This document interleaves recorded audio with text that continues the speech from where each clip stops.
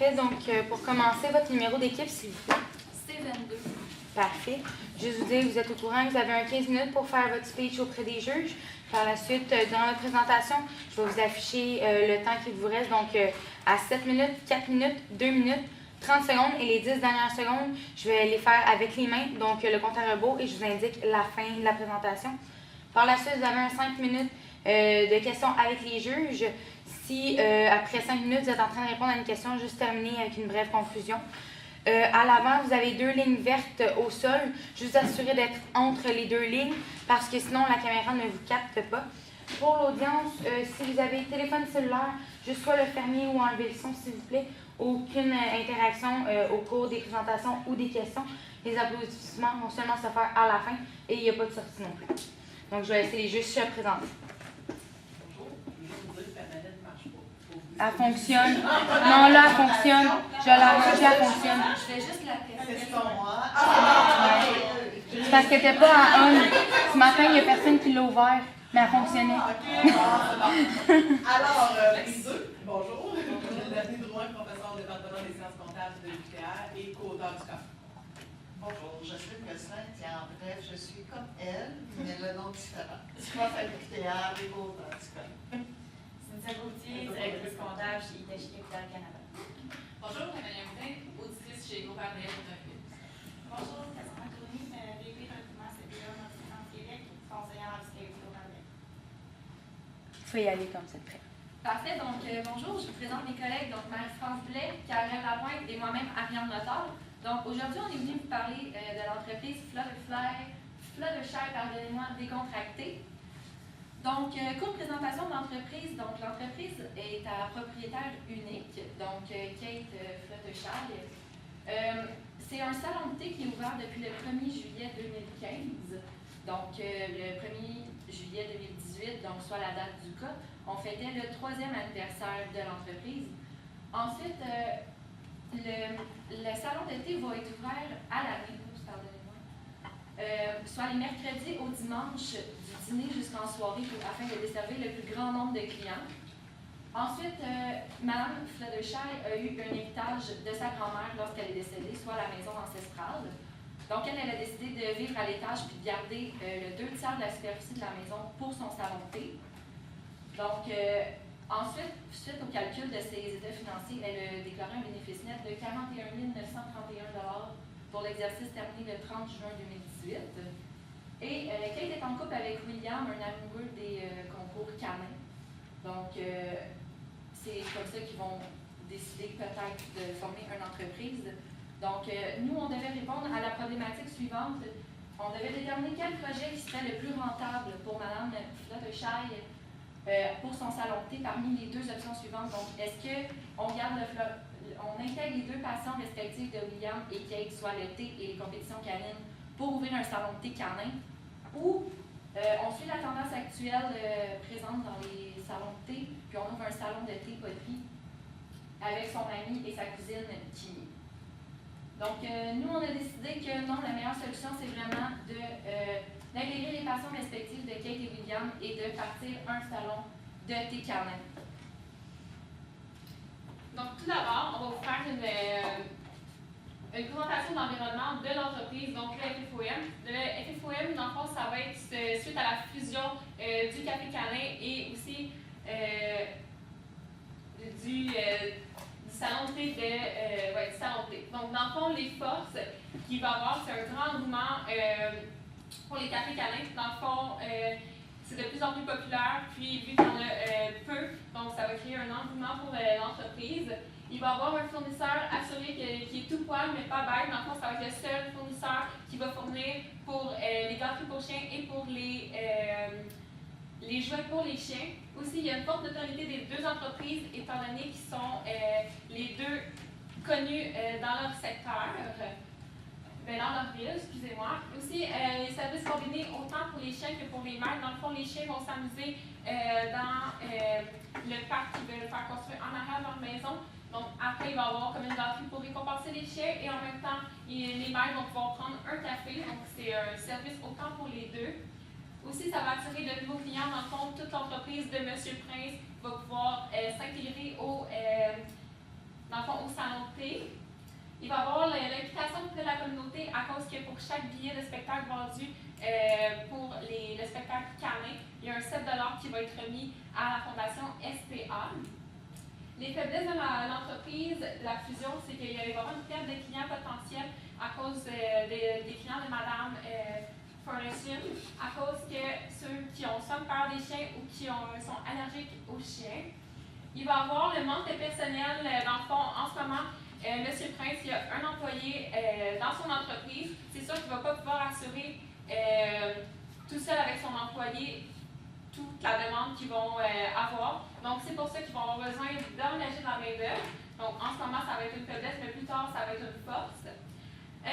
Il y a aussi le manque d'organisation de la part de William, étant donné que présentement, il y a une légère faiblesse au côté administratif, mais nous, dans le fond, on pense que Kate peut amener ce côté administratif qu'elle a, puis M. Prince, dans le fond, le côté créatif pour combiner ensemble une bonne entreprise. Les opportunités pour l'entreprise, c'est qu'il va y avoir une augmentation du nombre, il y a eu une augmentation du nombre de propriétaires canins en région. Donc ça va faire augmenter la demande pour le café canin. Donc il va y avoir de plus en plus de monde. Donc ça peut attirer le tourisme qui est achalandé dans la ville. Donc ça va créer de la visibilité autant pour l'entreprise que pour la ville. Donc ça va avoir un impact économique sur la ville et l'entreprise.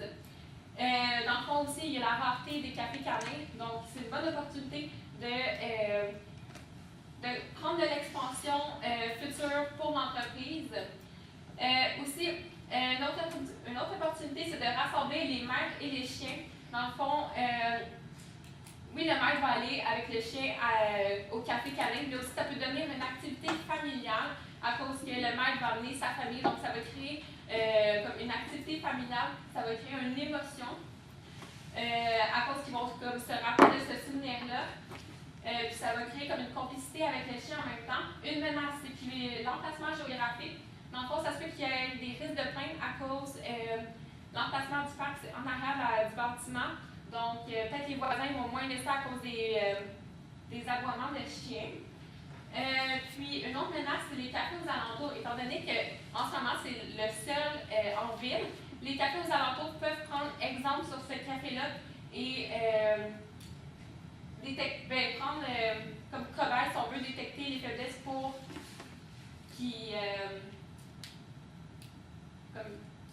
excusez juste le mot en anglais, comme upgrade leur café quand même. Donc, si on parle des ratios financiers, on a le ratio de rentabilité, soit étant la vente dessus par rapport le bénéfice net par rapport à la vente, pardonnez-moi. Donc ici, avant la fusion, le bénéfice net était de 41 931, alors que les ventes, les produits d'exploitation étaient de 117 260 pour un bénéfice net par rapport aux ventes de 36 %. Après la fusion, les ventes les bénéfices nets étaient de 85 594 et les ventes de 185 292 pour 46 %. Donc ici, on voit qu'il y a une augmentation du chiffre d'affaires. Puis ici, par rapport à la solvabilité, on a pris le ratio d'endettement, soit étant le passif par rapport à l'actif à court terme. Donc ici, avant la fusion, le ratio d'endettement était de 1,11. Donc ici, on voit que les passifs à court terme prennent plus d'ampleur par rapport à l'actif à court terme. Donc ici, on voit que l'entreprise devrait faire plus attention et regarder davantage ceci. Alors qu'après la fusion, les chiffres ici que l'on voit, c'est par rapport juste au Canada, dans le fond, à l'entreprise de William. Donc, si on a fusionné après la fusion, les vrais chiffres devraient être, dans ce cas, 17 556 par rapport à un actif de 32 289. Donc, pour un ratio d'endettement de 0,54. Donc ici, si on fait les résultats financiers, on voit que le total des produits était de 185 292 après la fusion, le total des charges de 63 662, alors que le bénéfice net de 121 630. Donc ici, on voit que le bénéfice net par rapport au total des produits est de 66 %. Donc ici, on est passé avant la fusion d'un pourcentage de 36 % à 66 %, ce qui est assez énorme. Puis, par rapport au bilan, le total actif était de 354 428 après la fusion, alors que que le total du passif et des capitaux propres de 350 342 selon le calcul. Donc ici, on voit qu'il y a déjà certains écarts, mais tout de même, on serait proche de 355 000. Donc, qu'est-ce qui a fait augmenter l'actif en tant que tel? L'acquisition d'un matériel roulant de la part de William, c'est sûr que ça a fait augmenter l'actif. Puis aussi l'encaisse, les différents types d'immobilisation, ça a augmenté l'actif. Puis par rapport au passif au capitaux propres, William avait certaines dettes. Et aussi, donc on voit ici que l'entreprise a augmenté son montant par rapport aux actifs et au passif des capitaux propres. Puis ici, on a des recommandations à faire. Comme mentionné par ma collègue Karel Lapointe, M. Prince, soit William, a une certaine faiblesse par rapport à la comptabilité. Donc, ce qu'on lui suggère, c'est de pouvoir s'entourer d'un expert comptable qui va pouvoir l'épauler, puis ainsi acquérir une certaine formation pour la comptabilité et ainsi avoir une meilleure expertise puis l'aider dans la comptabilité de l'entreprise. Donc, en conclusion, la solution qu'on a choisie pour nous, c'est vraiment celle qui était la meilleure pour le salon de thé Fly. Pourquoi exactement? Donc, comme mes collègues disaient, la notoriété des deux entreprises est bien établie. Donc, en les fusionnant les deux ensemble, on rassemble deux types de clientèle en un seul lieu. On va aussi avoir la combinaison des forces des deux entreprises. Autant leurs forces que les faiblesses vont se combiner ensemble, ce qui va aider à faire un regroupement pour relever l'entreprise dans ses démarches. Ensuite, on a une expérience globale unique. Il n'y aura pas simplement l'expérience client qui va augmenter pour le client. On va aussi faire vivre l'expérience de deux personnes qui s'unissent pour faire grandir leur passion commune. On va aussi faire vivre quelque chose de spécial aux gens. C'est quelque chose de nouveau dans la région. Il n'y en a pas beaucoup. Comme ma collègue disait aussi, on va pouvoir attirer le tourisme, faire augmenter l'économie de l'entreprise et l'économie de la ville. Il y a aussi une augmentation des profits. Pourquoi? Avec les spectacles et les nombreuses activités que M. Prince planifie d'inclure dans le café, on va pouvoir faire de nombreux profits. Et sinon, on a une création de complicité. Donc, vraiment, on vient faire vivre une expérience avec le chien, qui est un membre de la famille, il ne faut pas l'oublier. Donc, on rassemble les enfants, les parents, le chien. Le chien ici, on se rappelle, c'est le meilleur ami de l'homme. Donc, on va vivre quelque chose de nouveau. Donc, on vous souhaite une bonne croissance.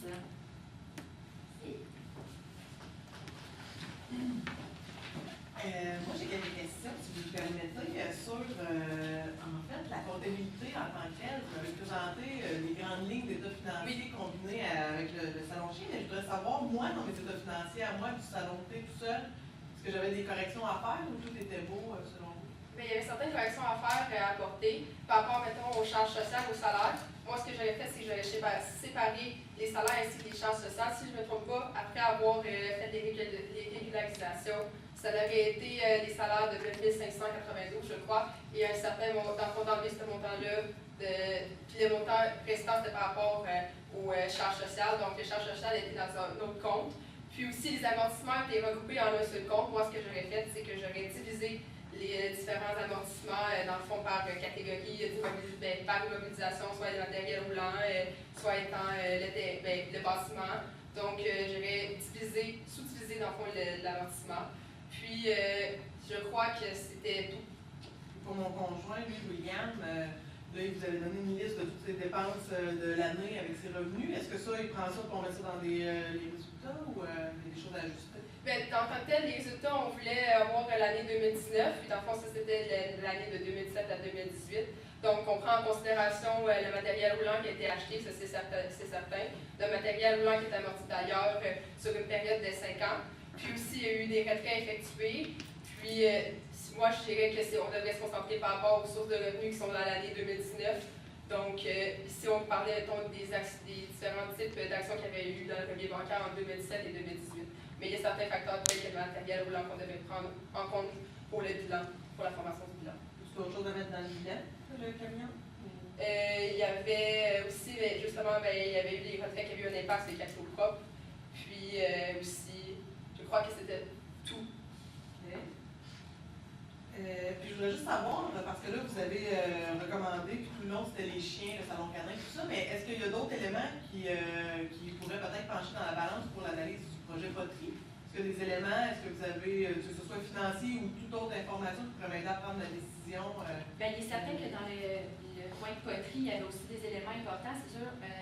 On mentionnait avec la cousine, il y avait une opportunité de se rapprocher avec celle-ci. Malheureusement, elle n'avait pas pu avoir son rêve d'habiter dans cette maison-là. Donc, on avait vraiment pu joindre les deux. Poterie aussi, c'était aussi intéressant. Par contre, ce qui est un peu moins intéressant, c'est qu'on suit la tendance actuelle, pardonnez-moi. Donc, on se démarque un petit peu moins à ce niveau-là. Donc, nous, on trouvait que c'était plus intéressant d'aller dans un nouveau milieu plutôt que de suivre la tendance. Mais comme je l'ai dit, c'est sur les liens familiaux. Puis, c'est sûr aussi, il y avait l'équipement. Donc, elle avait un fournisseur qui était là. Un autre point qui était négatif aussi au niveau des fournisseurs avec la poterie, c'est qu'il fallait que Mme Kimi soit toujours présente à cause du tempérament du fournisseur. Mais étant donné son nouveau travail, est-ce que c'était vraiment faisable de toujours attendre après elle? Étant donné ses nouvelles charges de travail, c'était aussi un niveau qui nous a fait prendre en considération la décision. Merci. En fait, là, on y va avec le café canin. Là, je sais qu'il va y avoir des matériels achetés pour tout ce qui est entraînement à la base de ma maison. Vu que je demande ça, moi, je me demandais comment je vais financer ça. Il y avait un certain emprunt hypothécaire par rapport aux immobilisations. Le total des immobilisations, dans le fond, c'était l'emprunt hypothécaire, l'emprunt qu'on devait cumuler. Il y avait la clôture, il y avait aussi, je crois, des gradins, puis ainsi qu'une remise, dans le fond, qu'il fallait considérer pour l'emprunt. Donc, c'est sûr qu'il faudrait prendre un emprunt. C'était un emprunt que William ici, que Kate comptait prendre pour financer leurs différentes immobilisations nouvelles par rapport aux nouveaux projets qui tentaient de Puis, par rapport à l'offre de la vente de terrain, est-ce que je fais quelque chose par rapport à ça? L'offre de la vente de terrain, Dans le fond, oui, il y avait une offre pour la vente de terrain. C'est sûr que nous, on a conclu que c'était peut-être un peu moins intéressant la vente du terrain. Oui, on a une augmentation d'argent. Si je ne me trompe pas, c'était dans les alentours de 12 000 Par contre, c'était pour un entrepôt pour la ville, donc c'était des éléments de la voirie, des camions lourds. Donc, ça vient comme encombrer notre projet. Puis parfois, ça peut être bruyant, donc on perd un petit peu de la liberté. Donc, on s'est dit qu'à ce niveau-là, est-ce que ça valait la peine de prendre 12 000 pour perdre cet espace-là puis cette liberté-là? C'est là qu'on en a douté. Merci. Le 5 minutes de questions est terminé. Merci.